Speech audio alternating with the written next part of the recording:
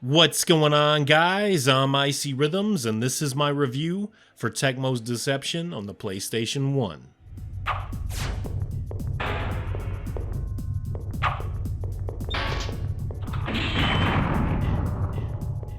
If you've watched my content for a long time or you're close with me in some way, you know that I feel the PlayStation 1 and the N64 generation is the best. It's my favorite without a doubt.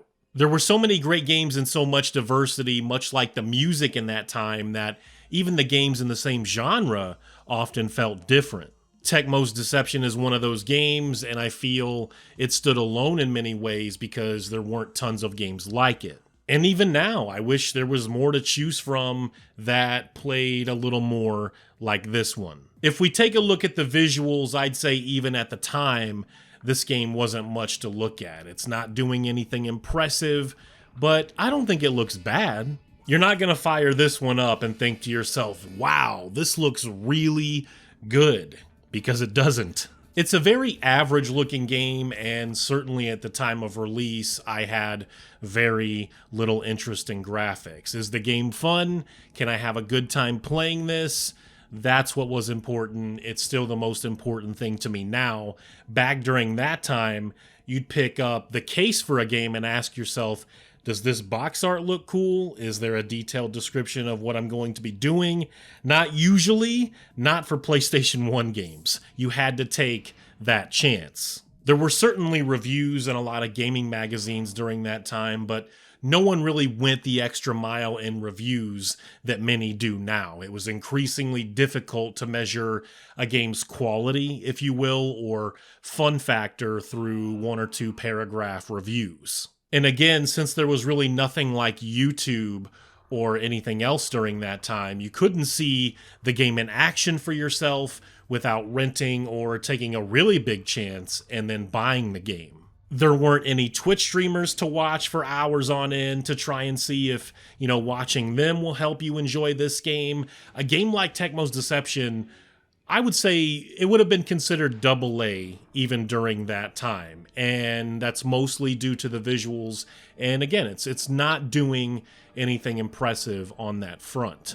You had games like Final Fantasy, Parasite Eve, Metal Gear Solid, Tekken, and the Resident Evil series, to name a few on the PlayStation 1 that stood out and pushed the hardware in very impressive ways. I can't find anything nice to say about these visuals in 2020. I doubt I would have had a whole lot to tell you as a teenager playing this game, and mostly, again, because I cared less about visuals than I do now. It was all about fun. I wasn't thinking about frame rate or how this is, the best looking game I ever played. Does this even look good at all? Because if it doesn't, I'm not going to play it.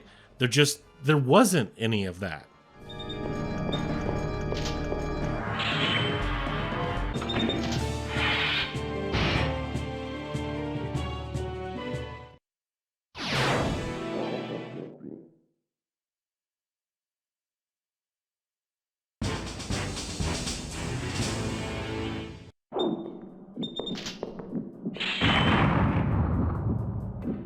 Just so there isn't any confusion, Deception is very much a trap game, or in some ways, you don't want to call it tower defense, but there's RPG elements there.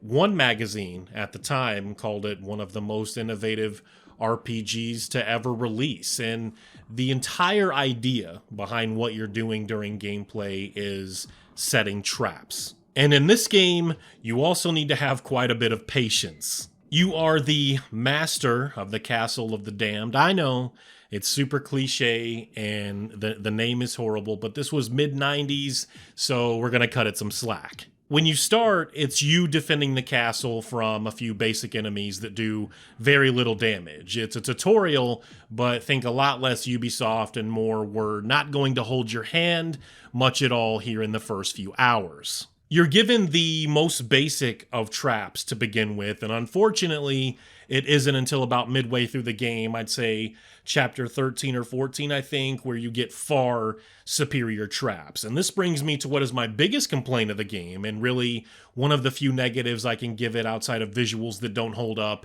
and a super cookie-cutter story. Who made this decision? Why are you going to allow me to only upgrade traps when the game is half over?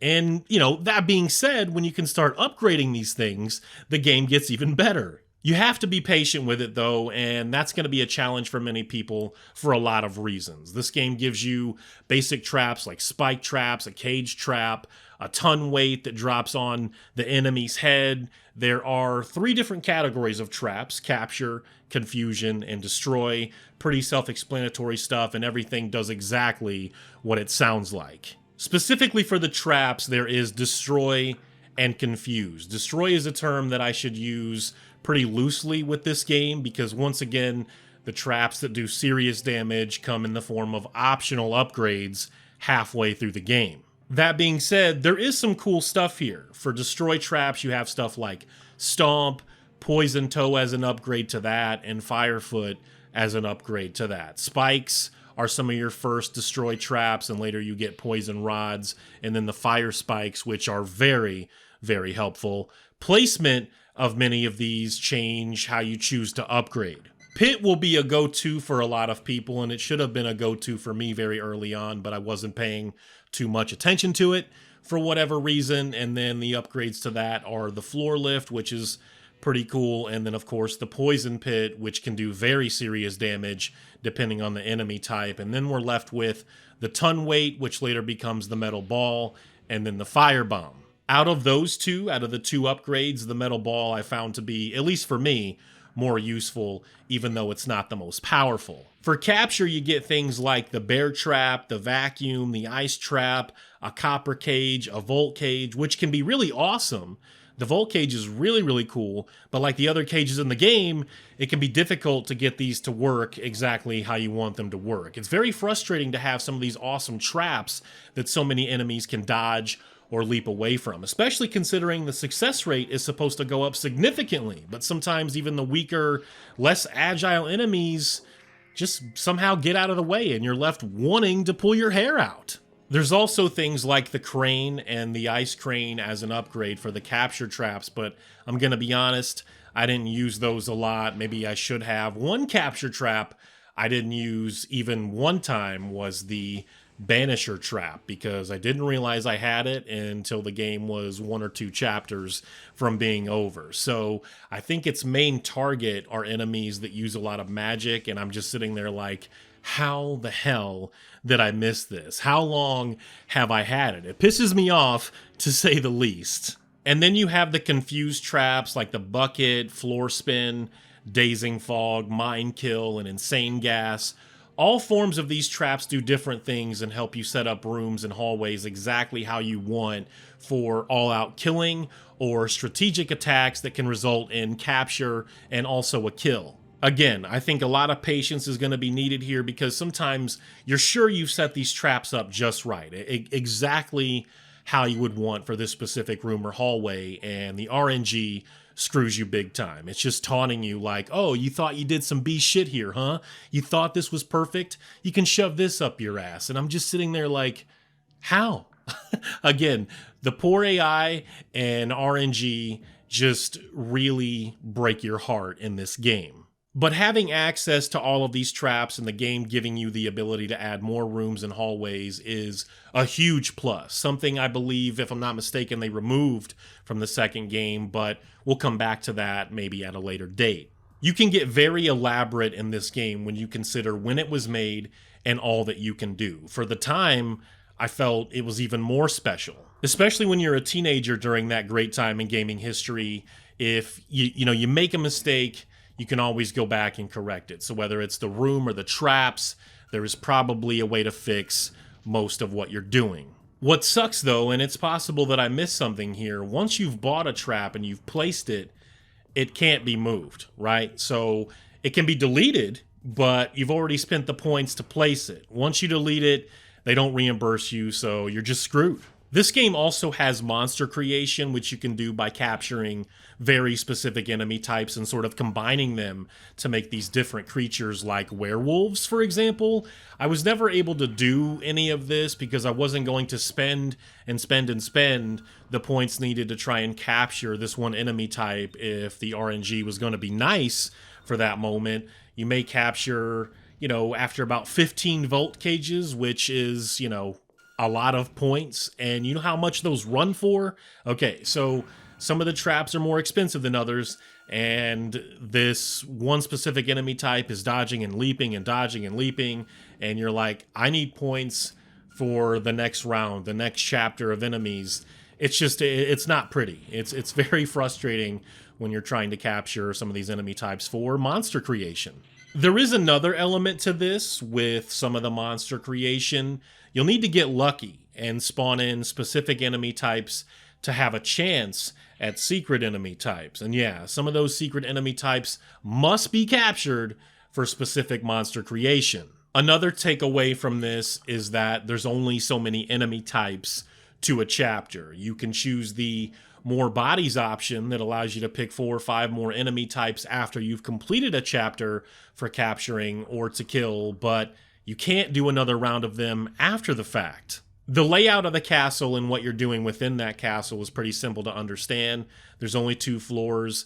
I don't think anyone's going to get lost. A lot of the rooms and hallways, again, look very similar. There's not much to take away from there. So I guess maybe some people could get lost early on, but it may be a problem for some. I'm not sure. Item management, there's not much to speak of. You do have items for healing, then you have items that improve your skills and defense. And keep in mind here that there's a lot of RPG elements. Some items and their only purpose are to sell for gold and more points for building traps. Others are for, being able to move a little bit more quickly, other skills, your defense, and some of those items, the way you sell them is through merchants. I had to go and do a little bit of research on merchants because the game actually has you kill the first one that enters the castle. You want to buy my wares? Yep, sure do. And then I'm going to capture or kill you because this evil being said I have to. Sorry, guy. Anyway, so I knew that you could buy things, you could sell things, healing items, different stuff, but I couldn't remember how. I just knew that you could do it. The research led me to merchants that must be spawned at the end of chapters. So if you want to buy things, you're needing some healing items, or you need to buy the items that give you more points to build traps, you're going to need to spawn in a merchant. So you're going to have to use one of your enemy slots when you want to do more bodies, and you're going to have to select a merchant. And yeah, you can actually talk to them as you're attacking them and they're attacking you. It's kind of interesting. No worries on the merchants, though. These guys have a lot of health, but they're very easy to damage. You'll have to make those decisions. You want to approach each chapter or bonus body round because you get different bonuses for killing or capturing, and also things like successful trap percentage. So if you suck at triggering the traps and your timing is all off, you won't get a good bonus at the end of the round. There's going to be a lot of times where you're going to get screwed no matter what, because depending on the enemy types and their abilities, defenses, how the game's RNG feels like screwing you over at that time, a lot of that bonus is going to go out the window anyway. Just as like a little side note here that ties in with the gameplay, this game has strange controls. They're definitely foreign to me now. You push L2 to look up, I believe, and R2 to look down on the default setting. It's like, can you guys believe that? I played with the DualShock 4 and the Xbox One controller, and they were both the same. The game just feels weird at times on either one, but I wanted to play this game as I remembered it and as intended. Deception is still a lot of fun to me, but they should have considered changing the name from Tecmo's Deception to Tecmo's Patience and RNG, because you're going to need a lot of patience and quite a bit of luck on your side. This is one of those games where there is a story here to see, but absolutely nothing about it says you're going to remember these amazing moments with writing and cutscenes. Though I did appreciate that most of the dialogue and some of the cutscene stuff does happen with the in-game visuals to tell most of what's happening here. It's pretty simple. You're a prince that's to be married to a princess.